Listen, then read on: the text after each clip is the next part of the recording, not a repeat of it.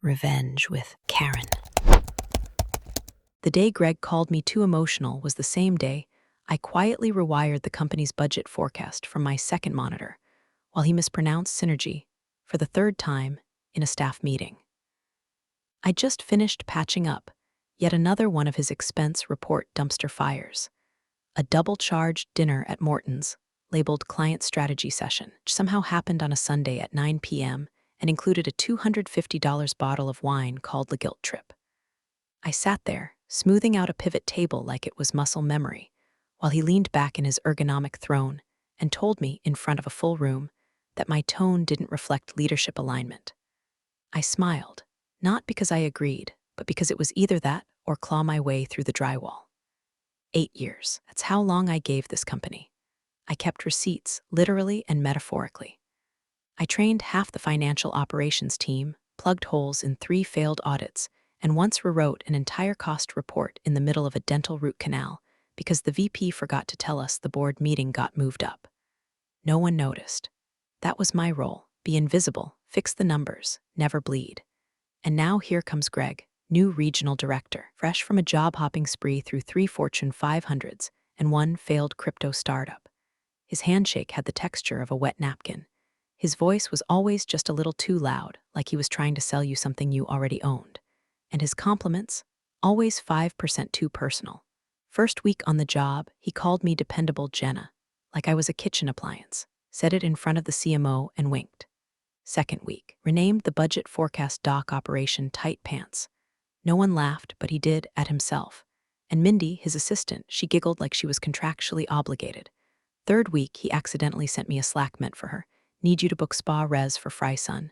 Same place. Keep it under consulting. I should have reported it. I didn't. I was tired. You get tired when you're always the one holding the door open while someone else climbs the ladder. The fourth week, he'd stopped asking what we did. He just demanded outcomes. Budgets needed to breathe, reports had to be vibes forward, and transparency was optional. That was the moment I knew what flavor of disaster this was going to be. I've lived through 3 restructuring cycles and 1 scandal involving a CFO, a timeshare, and a very unfortunate Instagram live. I know the smell of a bad man in a good suit. It's citrus cologne and a god complex. And yet, I stayed silent. Not because I was scared, but because I knew men like Greg didn't fall from being confronted. They imploded from being observed. Also, hey, while I've got your attention, quick thing. If you're part of the 97% who listen to these stories without subscribing, maybe now's the time to hit that subscribe button and throw a like while you're at it. It seriously keeps the lights on and gives our team the caffeine budget we need to keep these tales coming. You'd be surprised how much story fuel 1 gas station coffee can provide. All right, back to the corporate train wreck. The first real crack showed when I was reviewing travel expenses and found a line item marked Client Renewal Planning Palm Springs. Dates matched a weekend. Guests listed. Self plus guest 1. Guest 1 was unnamed. Receipt was scanned at a Ritz. The total, $5,043.28. Included were spa treatments, room service, and a champagne brunch package called Lover's Escape. We didn't have a client in Palm Springs. I filed it away. Not flagged, just bookmarked. Then Mindy called out sick, flu, took Thursday to Monday. Same exact dates. The whispers in the break room, they were growing louder. Someone mentioned catching Greg and Mindy at the airport, side by side, matching carry-ons. Another coworker said Mindy posted a sunset pic on Instagram, then deleted it 5 minutes later. But screenshots, like karma, are forever. Still, I didn't act. I didn't vent. I did what I always do. I updated the quarter-end summary, corrected a billing code Greg had screwed up, and built 3 new templates for a system migration I'd never be around to see finished. I trained the intern replacing me, gave her my notebook, told her where the landmines were buried.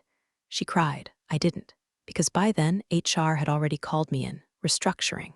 Role no longer aligns with evolving leadership culture. My feedback score, by the way, 9.8 out of 10. My only flagged trait, difficulty accepting shifting priorities. In other words, I cared too much about the truth staying true. Offered me 2 weeks of transition work. My final task? Process Greg's outstanding corporate expenses. Neat little bow on my exit, so I sat down, cracked my knuckles, and opened the spreadsheet. That's when everything changed. Greg's leadership meeting was less vision casting and more like a frat pledge hazing. Everyone brought their reports, their figures, their fake smile faces. Greg brought a slideshow, the stock photo of two wolves fighting, and the words conflict equals progress. I wish I were kidding. Somewhere between him misquoting Sun Tzu and calling finance the unsung janitors of capitalism, I raised my hand, stupidly, instinctively, and asked about a discrepancy in travel expenses for Q2. A $3,200 charge, coded as transportation logistics, but with an invoice from a private limo service in Laguna Beach, and that listed the destination as a winery. The winery wasn't one of our clients. In fact, it didn't look like business travel at all. I didn't accuse, I didn't even name names. I just asked plainly if we had documentation to match the charge. The room went still, like someone had dropped a wine glass in church. Greg blinked, gave a forced chuckle, and said, "Wow, Jenna, are you auditioning for compliance now?" I tried to answer, but he cut me off with a line I'll never forget. "Maybe if you worried less about receipts and more about relationships, you'd understand what leadership looks like." A few people chuckled, not because it was funny, because it was safer than silence. After the meeting, HR called me in for a quick sync. "Let me explain something about our HR. They don't handle people. They handle liability." Angela from HR had the voice of preschool teacher and the spine of a boiled noodle. She told me that there were concerns about my recent tone, that a few coworkers felt uncomfortable with my approach, that leadership needed collaborative energy, not confrontation. I asked what exactly that meant. She smiled like she was about to hand me a lollipop and said, "It means your role's being sunsetted. Effective 2 weeks from today." Cultural misalignment, emotionality under pressure. No mention of the 8 years, or the flawless audits, or the time I worked through a hurricane because the CFO needed a forecast before his golf trip. I went home that night and sat in my car in the driveway for 45 minutes. Just staring, not crying, not yelling, just unraveling in silence. You ever feel rage so quiet it starts to sound like calm? The next morning, I came in at 7:30 sharp, or the same black blazer I'd worn to my mother's funeral. Didn't speak unless spoken to. I trained my replacement, Paige, a very sweet intern who once thanked me for explaining accrual accounting without making her feel dumb. And then HR handed me my final task, review and file Greg's Q3 expense report. I stared at the manila folder like it was radioactive. Angela said it with a straight face. "Just a formality. Let us know if anything jumps out." Oh, honey, something jumped. First page, a hotel stay under the name G. Stenson at the Ritz Palm Springs, $5,043.28. Itemized, couples wellness rejuvenation. Same dates as Mindy's sudden flu, room for two, champagne package, deep tissue massage labeled Tandem Serenity. Second page, airfare, 2 tickets. Seat assignments 14A and 14B. Third page, dining, entrees at every meal. Romantic rooftop dinner labeled client wrap-up. No client code, no meeting notes, no agenda. I flipped through the rest of the packet like it was a love letter written in reimbursement codes. Everything screamed indulgence, secrecy, and the kind of arrogance only men like Greg could afford. I pulled up Mindy's Outlook calendar. Sick leave request filed 2 days before the trip. Family emergency. I opened my spreadsheet. Started a new titled it Palm Springs Timeline. Time of check-in. Timestamps from Uber receipts. Airport Wi-Fi login logs, her PTO request. His calendar marked West Coast strategy planning. It was all there. And for the first time since HR dropkicked my career into a recycling bin, I didn't feel powerless. I didn't feel emotional. I felt surgical. They thought they were kicking me out the door with one last humiliating chore. What they didn't know was I was still inside the system. Still logged in, still watching. The phrase couples retreat glared at me from the invoice header like it knew exactly what it was doing. Font, faux elegant cursive. Hotel, Ritz-Carlton Palm Springs. Line item, Tandem Serenity Massage for $390. Notes, package includes aromatherapy oils and guided intention setting. Guided intention setting, Bet his intention was set the moment he booked a king suite and lied through his veneers about client outreach. The room charges were even more insulting. Chocolate-covered strawberries, a bottle of Veuve Clicquot, breakfast in bed twice. Either he skipped the sharing memo, or he and Mindy both ate like they were on honeymoon leave. And all of it, every damned item, had been stamped PRE approved in the expense portal, probably rubber-stamped by his buddy in procurement. I didn't forward it to accounting. Not yet, I wasn't done. Instead, I copied the entire PDF to a USB I kept in my bag. It was shaped like a cat paw, cute, pink, and not traceable to any work device. I'd used it for Girl Scout cookie spreadsheets once upon a time. Now, it held financial adultery. I cross-referenced the invoice timestamp with Greg's badge logs. Checked the airport shuttle receipt, 7:12 a.m. pickup from his apartment building. Ordered a flight at LAX 2 hours later. Same flight Mindy checked into, per her Delta confirmation email, which she helpfully forwarded to herself and accidentally left in a shared mailbox thread weeks ago. Her sick note to HR was timestamped 5:45 p.m. the night before their departure. A 3-line email, woke up feeling feverish. Might be the flu, need to rest through the weekend. Thank you, no doctor's note. No follow-up. Plenty of tan lines when she came back. She wore a sleeveless blouse the next Monday. Looked like someone had been kissed by a desert. I opened a blank spreadsheet, labeled it Retreat Breakdown. Column A, expense type. Column B, amount. Column C, metadata. Column D, discrepancy flag. I didn't rage. I didn't scream. I built formulas. VLOOKUPs, IF statements, conditional formatting, the language I speak when I'm done being disrespected. Next step, calendar audit. Greg's calendar said Client Strategy Summit Anaheim. The Ritz was 3 hours from Anaheim, assuming no traffic, which never happens in Southern California. Also, the Anaheim Summit, it had been canceled. I checked the event site, postponed until next quarter. He didn't even bother updating his lie. I flipped back to Mindy's calendar, blocked out for sick leave. Except at 8:17 a.m. Saturday, she checked her personal Gmail from her work laptop, logged through our VPN client. One login, one location, Palm Springs. I screenshotted it. Then I opened another file, a journal of sorts, not because I needed to vent, but because I needed a record. I wasn't sure what I was building yet. A report, a case, a funeral pyre. All I knew was this: they handed me a match and left the room filled with gasoline. And I wasn't about to waste it. Something strange that happens when a woman like me hits her limit. It's not loud. It doesn't break plates or leave angry voicemails. It organizes, labels, triple checks. It creates a chain of evidence so airtight it could be used in a racketeering trial. Greg had no idea I was compiling his greatest hits, that every careless lie he filed under miscellaneous was lining up like dominoes behind a very patient finger. No confrontation. No hint. I said good morning to him that Friday like nothing was wrong. He made some crack about how numbers don't lie, right, Jenna? And I smiled because mine didn't. But his were about to start singing. That night, I stayed late under the guise of transition support. Lights off, blinds closed, headphones in. I downloaded 2 years of expense data. I filtered by cost centers he controlled. I pulled Mindy's travel reimbursements, her per diem requests, even the receipts she took photos of using the company's app, the ones that still carried GPS metadata. Every single one told the same story: 2 people screwing the system and each other on the company's dime. They called me emotional, said I struggled with boundaries. Well, now they were going to learn what boundaries look like, row by row, charge by charge. I was no longer the analyst, I was the reckoning.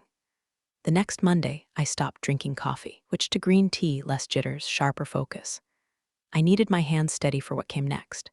This wasn't a job anymore, it was an autopsy. I started with Q1, not just Greg's reports, everyone's. I needed baselines, I needed contrast. I needed to prove with mathematical elegance that what he was doing wasn't just sleazy, it was deliberate, habitual, and expensive. First hit, a massage receipt from the Four Seasons Scottsdale, labeled client bonding. $380, date, Valentine's Day weekend. Guest, companion 1, hotel records, booked under Mindy's Amex but reimbursed through Greg's cost center. A nice little love note buried under team retreat. Next, double dinners in Seattle. One charged to Greg, one to Mindy. Both at the same time, same restaurant, different table numbers. Receipts submitted separately. Her itemized one had gluten-free substitutions. It had a $120 bottle of red. Together, it read like a date with fake receipts stapled on top. Then came the boarding passes. I filed a request through the travel management system. Searched flight bookings for Greg and Mindy, filtered by date ranges. 24 overlapping itineraries in the past 14 months. 24. Sometimes she used miles, sometimes he expensed both, Sometimes they filed them weeks apart to look unconnected. The seat numbers, always adjacent. Window and aisle, row 14. Row 22, first class every time, every fingerprint was faint. But once I put them together, it was like a chalk outline. One late night, I pulled their Outlook calendars side by side. I used to do this for execs during merger audits. Overlay patterns, highlight conflicts. Except this time, the conflicts were disturbingly synchronized. When Greg was off-site for strategy, Mindy was working remotely. When Greg flew out early, Mindy blocked off transport delays. Once, they even used the same calendar note, Q2 prep. Different cities, same misspelling. Prep was spelled preparation. I clicked save on that one, just for the poetry. Then I checked system logins, access timestamps, VPN locations, IP pings. My crowning jewel, login from a hotel Wi-Fi IP in Miami during what was supposed to be a solo leadership coaching retreat. 2 logins, one from his laptop, one from hers, 3 minutes apart, in the same room. I leaned back in my chair, cracked my knuckles, and whispered, bingo. But the clincher didn't come from code. It came from the break room. I was heating up soup, chicken, and wild rice, comfort food for the vindicated. I overheard 2 junior analysts whispering near the vending machines. You know Mindy flew back with Greg, right? No way, swear to God. My cousin works at LAX, said he saw them holding hands near gate 37. She was in his jacket. I didn't say a word, didn't even blink. Just stirred my soup and let the steam hide the grin stretching across my face like a sunrise over a crime scene. It wasn't just one bad charge anymore. It was a goddamn ecosystem. The Ritz invoice, that was just the rotting cherry on top of a sundae made of misappropriated funds and workplace ethics violations. And now I had the ingredients, the photos, the timestamps, and the receipts. All I needed was the plate to serve it on, and maybe a side of poetic justice. Cold, of course. Revenge isn't about rage. Rage is sloppy. Rage gets you caught. This was about precision, about burying the truth so deep in their own systems, their own language, that when it rose up, it looked like destiny. Greg and Mindy weren't just careless. They were predictable, and nothing delights an analyst more than a predictable pattern. I wasn't grieving anymore. I was gathering. The report was 46 pages long, color-coded, and built with the kind of precision Greg wouldn't understand even if he read it with a dictionary and a team of paralegals. Every receipt had a twin, a timestamped calendar block, a GPS-binned expense entry, a metadata-stamped photo. I included screen captures of Slack threads, Outlook meeting overlaps, flight logs, hotel invoices, even a side-by-side heat map of their travel patterns versus actual client meetings. It was devastating, not emotional, not speculative, just truth, wrapped in formulas and dressed in silence. I didn't write it for compliance. I didn't trust them. I wrote it for myself, to prove I wasn't crazy, wasn't too emotional, wasn't making drama where none existed. They tried to erase me, so I made myself undeniable. I saved 3 encrypted backups, one to a personal drive, one to cloud storage, and one to a folder named Wedding Photos 2015 on a flash drive no one would bother opening. I sat back in my chair and stared at the subject line. Formal reporting. Financial misconduct investigation materials Gregory Stenson. All that was left to do was press send. But I didn't. Not yet, because I knew what would happen. Best case. HR would review it thoroughly and loop in legal, which meant bury it, drag it, protect the executive, and maybe offer me a severance bump to stay quiet. Worst case, retaliation. NDA threats, label of disgruntled former employee. And it hit me like cold air off a loading dock. The system wasn't built to handle this. It was built to contain it. I minimized the draft and stared out the window of the 11th floor break room.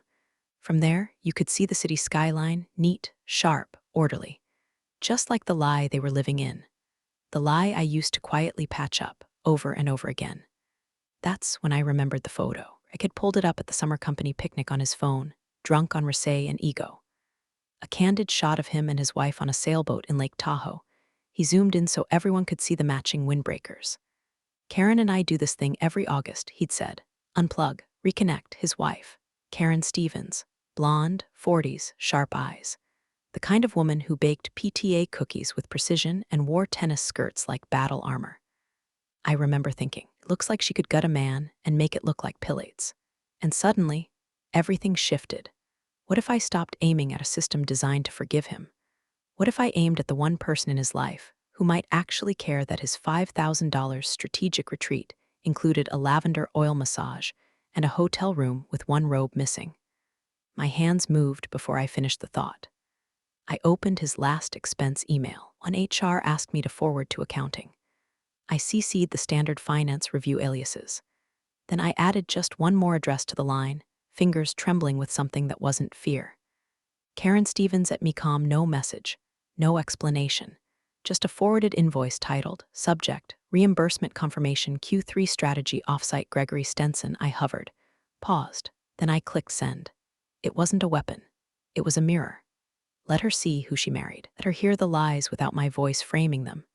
Let the truth do its own screaming. I closed my laptop. No victory music, no slow clap from the heavens, just the quiet of a decision made and the first breath that didn't taste like shame in months. They wanted to paint me as hysterical, unprofessional, unpredictable, so I gave them none of that. I gave them silence and pointed it straight at the heart of his lies. The day Greg left for the West Coast Leadership Alignment Summit, the office felt like a hangover. Too quiet, too still. His absence wasn't relief, it was weightlessness. The kind that makes you suspicious, like gravity's just taking a break before slamming back harder. He strutted out Friday morning in that tailored navy suit he thought made him look presidential. Gave Mindy a wink at the elevator. She blushed like she wasn't already on his calendar that night under executive dinner debrief. He didn't even say goodbye to the team. I waited until 11:13 a.m., midday, quiet inbox hour. Most people were at lunch or sleep scrolling through onboarding videos in conference rooms, the perfect pocket of silence. I opened the expense report one final time, cross-checked everything, confirmed the CC list, accounts payable, finance review, char review, all the usual suspects. Then my cursor hovered over the last field. Karen Stevens at MECOM. I typed it slowly, deliberately, like carving a name into stone. I attached the invoice, folded in the scanned receipts, flagged it routine reimbursement review. No flair, no bold text. Just another admin task in the bureaucratic machine. Then I read the subject line again. Final Q3 expense report Gregory Stenson. It looked innocent. Boring. Perfect. I clicked send. There was no fireworks, no ominous chime. Just the small, satisfied whoosh of Outlook doing what it was built to do. Then I deleted the email from my sent folder, and from my trash, and from my backups. If this was a time bomb, it wouldn't have a return address. I shut my laptop, coiled the charger, slid everything into the company-issued tote they'd given me during orientation. 8 years ago. Different logo. Different promises. I stood up, walked to the window, and looked out at the parking structure. Greg's space was empty. His Tesla gone. Just oil stains and ghost fumes. No one stopped me as I passed the front desk. Receptionist didn't even look up. Security badge still clipped to my belt loop, untouched. I dropped it in the return bin next to the welcome sign. Last thing I saw as the elevator doors slid closed was a framed motivational poster that read, "Integrity is doing the right thing when no one is watching." Yeah, well, sometimes it's also hitting send when someone really should be watching. Outside, the wind had picked up. The city buzzed like it always did, indifferent, mechanical. But inside me, something had shifted. Not pride, not vengeance, just clarity. I'd done what I came to do. The match had been lit. Now I'd walk away and let it burn on its own. 7 days. That's how long it took for the air to shift. Not an explosion, not a memo. Just a series of whispers, like smoke under a door. The first sign came on a Tuesday morning. I was working remote from a coffee shop that smelled like burnt toast and ambition, doing freelance budget optimization for a scrappy tech startup run by 3 kids who thought net 30 terms were a myth. My inbox was quiet. My tea was hot. My new life was manageable. Then I got a Slack ping from Monica, former coworker, closet gossip, owner of the fastest fingers in corporate America. "You didn't hear this from me." Attached was a screenshot. Internal message thread. Subject line, "Incident in lobby urgent response required summary." An individual identifying as Gregory Stenson's spouse entered reception unannounced. Raised voice. Demanded to speak with HR and CEO. Security was called to de-escalate. There was a blurry phone pic too. Woman, mid-40s, blonde ponytail swinging like a whip, face red with something between fury and heartbreak. Purse clutched like a weapon. Karen, no doubt about it. I stared at the image for a full 30 seconds. Then I smiled. Not because she deserved to suffer. but because she deserved to know. 2 hours later, Mindy's company profile vanished from the internal org chart. Click her name. 404 not found. No announcement. Just vaporized. Her LinkedIn was updated within the hour, exploring new opportunities. Open to remote. And Greg? Greg stayed at the summit, or at least that's what they said. No one had seen him in person since his flight out. No email check-ins. No calendar updates. His assistants out of office said, traveling, limited availability. One coworker claimed he was on sabbatical. Another said he was in executive coaching. But the building? It was buzzing like a nest someone had kicked. People whispered in elevators. Breakroom chatter dropped when certain doors opened. Finance quietly locked down the Q4 reimbursement queue for policy audit. The most poetic part, his Tesla stayed parked in long-term at the airport. They'd sent someone to retrieve it. He hadn't come back for it himself. I was mid-sentence in a spreadsheet, tweaking some formulas for contractor margins when my phone buzzed. Blocked number. The text said, "You bitch, that's it." No punctuation, no signature, no context. Like a punch that lands soft but still bruises, I didn't reply. I didn't need to. Because here's the thing about revenge, when it works, they don't call you wrong, they call you names. I looked out the coffee shop window at the streetlight blinking against the early evening haze. Cars passed. People walked their dogs. A woman was crying quietly on a bench while eating a muffin. Life kept moving, and me? I took another sip of tea, crossed a line item off my to-do list. Greg's little empire hadn't collapsed in fire. It was crumbling in silence. And silence, I've learned, is where truth echoes longest. The resignation came wrapped in corporate linen. All starch, no soul. Subject: leadership transition announcement. I didn't even need to open the attachment. Email preview alone was enough. After thoughtful reflection, Greg Stenson has decided to step away from his role as regional director to focus on family matters. I laughed out loud. Alone in my apartment, halfway through a lukewarm protein bowl, mouth full of quinoa and vindication. Focus on family matters. That phrase is the HR equivalent of a body being rolled up in a rug and tossed in a river. A minute later, Monica sent me the actual email, forwarded, of course, with the subject line, "Bet you're gonna want to frame this." It was everything you'd expect from a fall disguised as a noble departure. We thank Greg for his contributions. We wish him the best. An interim leader will be announced shortly. Not a single word about misconduct. No mention of audits. No trace of the inferno behind the scenes. But I didn't need the fire to be public. I just needed it to happen. Because truth, when it finally kicks in, doesn't shout, it seeps, it stains, it lives in silence. I checked the company site out of curiosity. Greg's bio, scrubbed, gone, no click to learn more. Just a 404 error in a tailored suit. And Mindy, she didn't even get a goodbye, no farewell email, no cupcakes in the conference room, no HR blurb, her LinkedIn went gray, no job title, no profile pic. Just that hollow phrase again, open to work.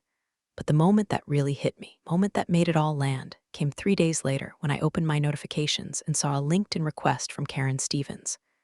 No message, no context, just her name staring at me like a closed envelope. I stared at the screen for a long time. Did she know who I was? Maybe, maybe not. Maybe she'd traced it back. Found my name on the forwarded expense email. Dug through threads, made her own spreadsheet, followed the breadcrumbs right to me. Or maybe it was just a quiet gesture. Not gratitude, not rage, just acknowledgement. A hand pressed to the glass between us. She hadn't replied to the forwarded email. Hadn't made a scene beyond that first explosion in the lobby. But the moment she hit connect, I knew 2 things for certain. Greg was done. And I hadn't needed to yell, accuse, or invent a single thing to do it. No lawsuits, no press leaks, no tantrums. Just truth with a timestamp. Hit accept, didn't send a message either. Some stories don't need a sequel, just an ending that finally makes sense. The cafe smelled like cinnamon and printer toner, one of those hybrid spaces trying to be both cozy and efficient. I was tucked in a corner booth, noise-canceling headphones draped around my neck, tapping out a forecast model for a client who still thought Excel was a noun you needed to capitalize. Freelance life suited me. No power suits, no badge scans, no fake birthdays in the break room with sheet cake and forced cheer. Just me, my laptop, and the quiet satisfaction of billing by the hour while sipping overpriced matcha. I'd forgotten about the past, or at least I'd stopped feeding it, until my inbox pinged. Subject: compliance realignment mandatory training rollout. It was from the same corporate domain I used to dream about escaping. Greg's old kingdom. Now under new management, apparently. clicked out of habit. The body of the email was sterile and stiff. In light of recent events and leadership transitions, we are instituting a mandatory ethics and compliance training for all managerial staff. A revised expense policy and travel approval workflow will also be introduced effective immediately. We thank everyone for their cooperation during this time of transition. No names, no finger pointing, just a bureaucratic exorcism, kind of institutional cleanse that only happens when someone's been caught with both hands, feet, and libido in the cookie jar. But it wasn't the body of the email that stopped me. It was the CC line, tucked at the bottom, sandwiched between a few finance execs and HR counsel. Karen Stevens at MECOM there it was again. Subtle, surgical, she wasn't forwarding anymore. She was inside the loop. I stared at it, blinking, heart thudding once, not hard, not fast, just firm. She was watching now, not screaming, not leaving, watching. Greg may have taken the fall, but she had stepped into the light. And that email, that lifeless policy memo, it was proof, not of punishment, but of change. Because someone had finally decided the truth wasn't inconvenient, it was necessary. I closed the tab, took a sip of tea, watched a pigeon hop across the patio like it had somewhere important to be. I wasn't angry anymore. I wasn't even proud. I was done. And maybe that was the most powerful thing of all. Funny what one extra name on the CC line can do. Big thanks, you legends of the old office days. Subscribe to keep the switch-flicking chaos alive. Your ex-boss is shaking in their loafers.